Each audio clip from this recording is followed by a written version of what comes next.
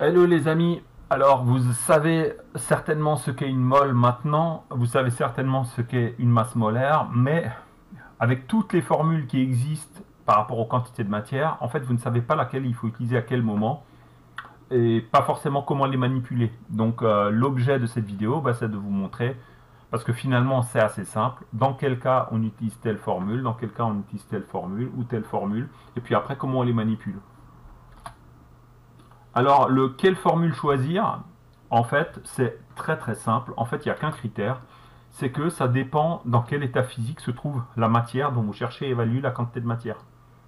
C'est-à-dire que vous connaissez les trois états de la matière euh, que vous connaissez depuis l'école primaire, hein, les solides, les liquides, les gaz.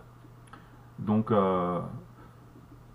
quand une espèce chimique sera sous forme solide, vous verrez qu'à droite de sa formule chimique, il y aura marqué un S entre parenthèses. Quand il sera sous forme d'un liquide pur, et j'insiste bien, liquide pur, vous aurez un petit L entre parenthèses. Donc c'est ce que j'indique en bas là. Et quand une espèce chimique est sous forme gazeuse, en fait sa formule chimique est accompagnée d'un petit G en indice entre parenthèses. Il y a le cas particulier des espèces qui sont dissoutes, les solutés en solution. Donc on repère parce qu'il y a marqué AQ, entre parenthèses, en indice. Mais ça, c'est un cas de figure qu'on verra dans une vidéo ultérieure, qui concernera les solutions aqueuses. Ici, je vais plutôt traiter des matériaux qui sont sous forme solide, liquide, gazeuse. Donc commençons par les solides. Un solide, en fait, ça peut facilement se mettre sur une balance. Pourquoi? Parce que ça a une forme donnée, qui ne s'écoule pas, et donc vous pouvez le poser sur une balance sans qu'il s'écoule. Donc c'est très facile à peser. C'est pour ça que, en fait, la formule qu'on utilise communément pour les espèces sous forme solide, c'est la masse divisée par la masse molaire. C'est une formule extrêmement facile du point de vue des unités. La masse doit être exprimée en grammes, j'insiste bien, donc pas kilogrammes mais grammes. La masse molaire est en grammes par mol, et vous voyez donc que les grammes se simplifieront et que le mol montera au numérateur, et donc la quantité de matière sera exprimée en mol. C'est une des formules stars de l'année de seconde. Celle-là, vous la retrouverez énormément en première, en terminale, y compris au bac. Donc c'est une formule, c'est dans le hit parade des formules à connaître. Je me demande si elle n'est pas à la place numéro 1. Ensuite, il y a les liquides purs. Alors pour un liquide pur, comme il s'écoule, vous ne pouvez pas directement le verser sur la balance. Vous le mettez plutôt dans un récipient. Et par ailleurs, il existe des récipients gradués comme les éprouvettes graduées qui permettent donc facilement d'avoir accès au volume d'un liquide. Je vous rappelle qu'il faut regarder le bas du ménisque. Et donc,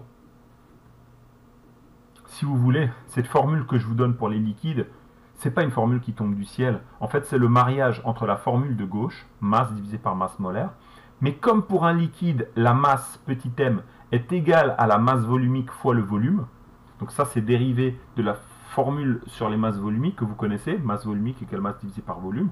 Donc si vous la retournez pour isoler petit m, ça fait ρ fois V. Et vous voyez donc, tout ce qu'on a fait pour obtenir la formule des liquides, c'est remplacer le petit m de la formule de gauche par ρ fois V. Donc voilà, donc c'est pas une formule qui tombe du ciel, c'est un mariage entre deux formules que vous connaissez déjà. Ρ égale m sur V, et n est égal à petit m sur grand M.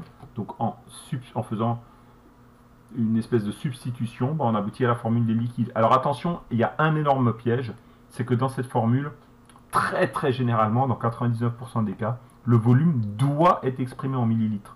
Pourquoi? Tout simplement parce qu'au bac, très très souvent, on vous donnera les masses volumiques des liquides en grammes par millilitre. Et pour que les millilitres se simplifient dans la formule, il faut que le volume soit en millilitres. De cette manière, grammes par millilitre fois millilitre, les millilitres se simplifient, et le numérateur, c'est donc des grammes, comme dans la formule de gauche. Donc ça, cette formule, on l'utilise quand vous avez un petit L écrit en indice en bas. On l'utilise très très souvent, majoritairement, dans le contexte de la chimie organique, quand vous faites des synthèses, quand vous cherchez à fabriquer, à synthétiser un médicament, par exemple, ou un arôme, en mettant des liquides dans un ballon pour créer une réaction chimique entre eux. Et en fait, les liquides, très souvent, sont sous forme, comme ça, de liquide pur.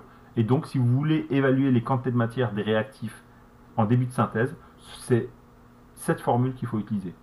absolument. Et enfin pour les gaz, un gaz ça peut pas facilement se peser, et comme son volume c'est celui du récipient qui le contient, on a une formule qui ressemble à celle pour les solides, mais c'est non pas un rapport de masse, mais un rapport de volume. Donc la quantité de matière d'un gaz donné, c'est le volume qu'il occupe divisé par une grandeur qui est un peu le cousin de la masse molaire, qu'on appelle le volume molaire. Donc c'est le volume occupé par une mole de gaz. Et celui-ci, il est indépendant de la nature du gaz. Donc le volume molaire, c'est le même pour le CO2, pour O2, pour H2, pour tout ce que vous voulez. Par contre, il dépend de la température. Donc si vous changez la température, le volume molaire change. Me semble-t-il, la température ambiante, c'est 24 litres par mol. Donc ça, c'est une valeur qui est donnée dans les exercices. Tout à l'heure, quand vous aurez un exercice d'application, utilisez le volume molaire de 24,0 litres par mol. Voilà. Donc, en résumé, c'est l'état dans lequel se trouve la substance qui vous dit quelle formule utiliser. Et d'ailleurs, si l'espèce est sous forme aqueuse, vous utiliserez la formule N égale C fois V, que vous verrez dans une vidéo ultérieure. Donc maintenant, pour voir si vous avez compris, calculez les quantités de matière qui correspondent à 35 grammes de fer solide, 40 ml d'éthanol de formule C2H6O liquide, je vous donne la densité 0,79, et enfin la quantité de matière qui correspond à 56 litres de dioxygène qui est sous forme gazeuse. À vous de jouer, vous faites pause sur la vidéo, vous faites tout en mettant les expressions littérales, les bons arrondis, tout ça, les unités, et ensuite vous checkez le corrigé pour voir si vous avez réussi. Ok, donc on est parti pour le corrigé. Alors, donc par définition,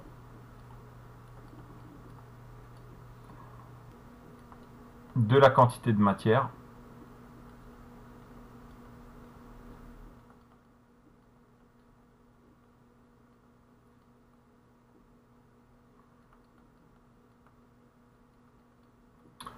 alors la quantité de matière, donc ici il s'agit de fer, donc j'écris Fe entre parenthèses. Alors on a vu qu'il est sous forme solide, ok, à cause du petit s qui est écrit là. Donc la formule à utiliser c'est masse, donc je précise fer, divisé par la masse molaire du fer.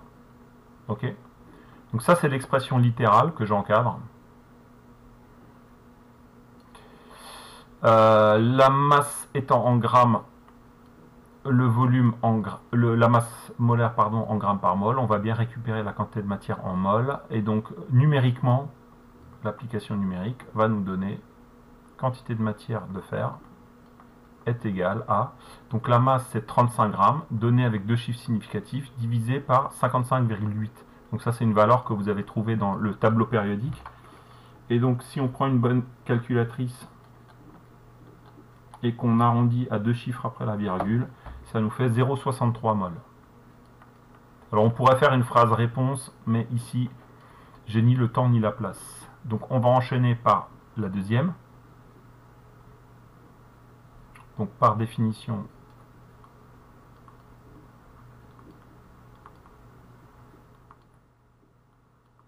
de la quantité de matière. Ça évite de faire des calculs intermédiaires, d'utiliser la formule que je vous ai donnée tout à l'heure. Ok, alors c'est parti. N. Alors l'éthanol a pour formule C2H6O, donc j'ai pas la flemme, j'écris ça. Donc c'est la masse volumique. De qui? De C2H6O fois le volume. Le volume de qui? C2H6O. Et on divise par quoi? On divise par la masse molaire de qui? De C2H6O. Alors, j'encadre la formule. La masse volumique est en grammes par millilitre. Le volume doit être en millilitres. Donc c'est le cas ici, donc il n'y a pas de piège, donc tout va bien. La masse molaire est en grammes par mol. À ce moment, on récupère la quantité de matière en mol. Alors pour faire ça, il faut d'abord qu'on calcule la masse molaire de l'éthanol. Alors je vais le faire oralement. Ouais, je vais le faire oralement parce que je n'ai pas la place. Donc la masse molaire de C2H6O, c'est 2 fois la masse molaire du carbone, donc 2 fois 12, plus 6 fois la masse molaire de l'hydrogène, donc 6 fois 1, plus 1 fois la masse molaire de l'oxygène, 16. Donc si vous faites 2 fois 12, plus 6 fois 1, plus 1 fois 16, ça fait 46. Donc on va partir du principe que dans cette vidéo, vous savez calculer les masses molaires et quelle a été donnée la masse molaire de l'éthanol. Ok, donc je vais aussi partir du principe que au lieu d'avoir donné la densité, on vous a donné la masse volumique. Donc vous savez que si la densité c'est 0,79, la masse volumique c'est 0,79 grammes par millilitre, puisque vous devez multiplier la densité par la masse volumique de l'eau, qui est de 1. Donc pour gagner du temps, donc on a 0,79, donc c'est des grammes par millilitre, fois 40 millilitres. Donc les millilitres vont se simplifier, hein, vous l'avez vu. Et on divise donc par 46 grammes par mol. Les données les moins précises, le 0,79 et le 40 sont donnés avec deux chiffres significatifs. Donc il faudra arrondir le résultat à deux chiffres significatifs. Donc 0,79 fois 40 divisé par 46,0. Et ça nous fait 0,69 mol.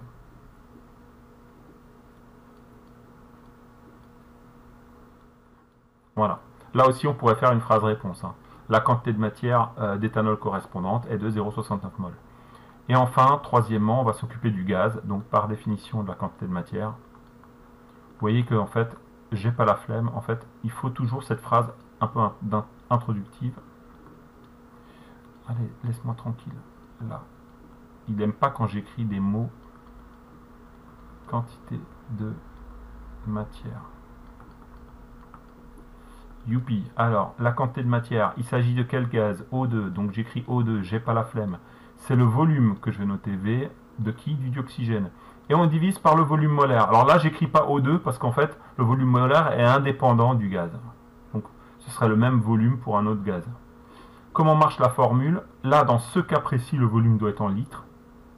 Le volume molaire est en litres par mol. Donc on récupère des mols à l'arrivée. Et donc pour l'application numérique, la quantité de matière de O2, bah, il faut prendre la valeur en litres, 56, qu'on divise par 24,0, puisque je vous ai dit que le volume molaire à température ambiante était de 24,0 litres par mol.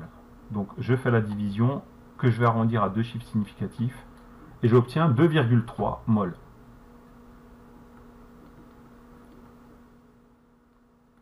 Voilà, donc vous avez vu que finalement les calculs étaient assez simples, mais que, en fait, pour chaque état de la matière, solide, liquide ou gazeux, ben, on utilise des formules, des relations différentes. Donc si vous savez bien quelles formules correspondent à quel état physique de la matière, ben, en tout cas, vous ne pouvez pas vous tromper. Après, il faut faire attention aux unités et arrondir correctement. Voilà, j'espère que vous avez bien compris, et ben, à très bientôt. Ciao.